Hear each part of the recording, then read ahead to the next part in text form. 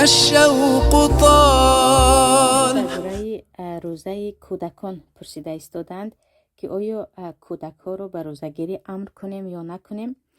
پیش از همه اگر به کتاب صحیح بخاری نگاه کنید و به کتاب صحیح مسلم هم اینچنین به کتاب های فقه نگاه کنید، اونجا همیشه درباره روزه گرفتن کودک ها یک باب مخصوص است. باب و صوم صبیان گفته آمدگی است، روزه گرفتن کودکان.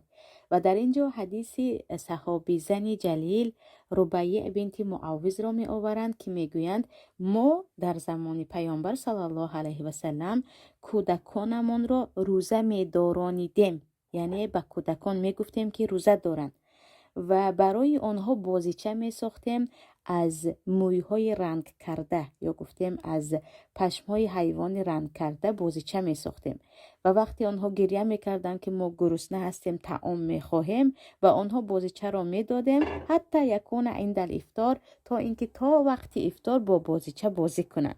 انا همین حدیث دلیل است که در زمان پیامبر صحابگان اینچنین صحابه زنها کودکان خود را برای عادت کردن به روزه‌گیری به روزه گرفتن تشویق می‌کردند، حتی برای آن که گرسنگی را فراموش کنند به آنها بازیچه ساخته می‌دادند و با همین مثل اینکه نماز را از 7 سالگی یاد دهیم به کودکان روزه‌گیری را یاد می‌دادند. و جمهور علما تمام مذاهب اتفاق هستند که تا زمانی که کودک به بلاغت نمی‌رسد روزه‌گیری برای او فرض نیست، اما ثواب دارد که وقتی که پدر و مادر دید که کودک روزه گرفته میتواند به او روزه گرفتن را یاد دهد، چگونه که صحابگان این کار را میکردند و دلیلش را از آن برای شما از کتاب بخاری خواندم.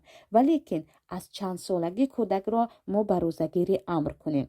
خیلی که گفتم تمام علما اتفاق هستند که تا زمانی که به بلاغت نرسید و به بلاغت رسیدن هر یک کودک این یک امری خصوصی برای کودک است. یعنی بعضی کودک ها خیلی دیر به بلاغت میرسند، در 13 سالگی، در 14 سالگی، بعضی ها کمی بر وقت در 11 سالگی و به بلاغت رسیدن علامت دارد. دخترچه حیض می شود پیش از همه و پسرچه احتلام می شود یا الکی او را نورس می گوییم، صدایش قفس می شود، شکلش الکی به پسرچه قدرس تحول می یابد و ما می گوییم پسرک الکی قدرس شده است در تاجیکی.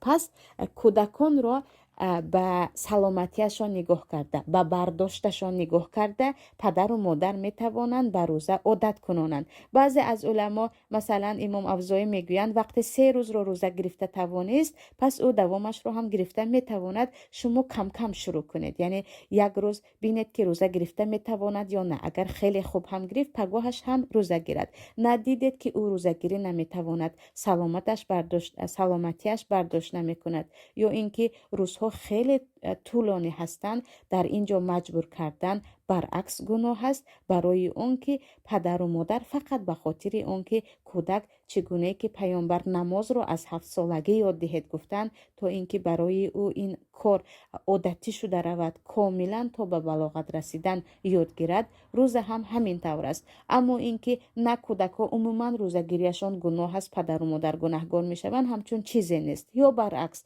نه کودکان اگر روزه نگیرند گناهگار می شوند و کودک 7 ساله یا 8 ساله که طاقت روزه گیری را نمی تواند مجبورش میکنیم، این هم خلاف شریعت است. به سلامتی کودک، به برداشت کودک نگاه کرده کودک روزه میگیرد و این کار در وقت صحابگان هم بود و پدر و مادر می توانند برای اون که کودک گرسنگیش را فراموش کند او را با بازیچه با چیز دیگری مشغول کنند یا با شیرینی که تو این را در افطار میخوری. و از نظر طب هم عزیزان وقتی به کتاب های طب و حتی به سخن های طبیبان در یوتیوب و در دیگر جایها نگاه میکنید میگویند که گرسنگی بدن انسان را قوی میکند. البته گرسنگی همیشه نه، ساعت های طولانی گرسنه مانده بدن خوراک خوردن و میگویند گرسنه بمونید تا سلامتیتان خوب شود. برای همین اکثریت طبیبان حتی روزه نه اینکه کودک را ضعیف میکند بلکه برعکس تن او را به قوت میکند و کودک اینچنین صبر را یاد میگیرد.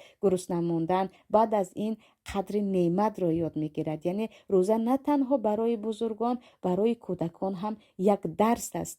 Як дарсе ҳаст ки барои ӯ қадри шинохтани якбурдаи нон ва инчунин сабр кардан ба гуруснагӣ ва инчунин интизор шудани вақти намоз бо намоз ки ана намози пешин шуд, аср мешавад, баъд аз ин шом мешавад.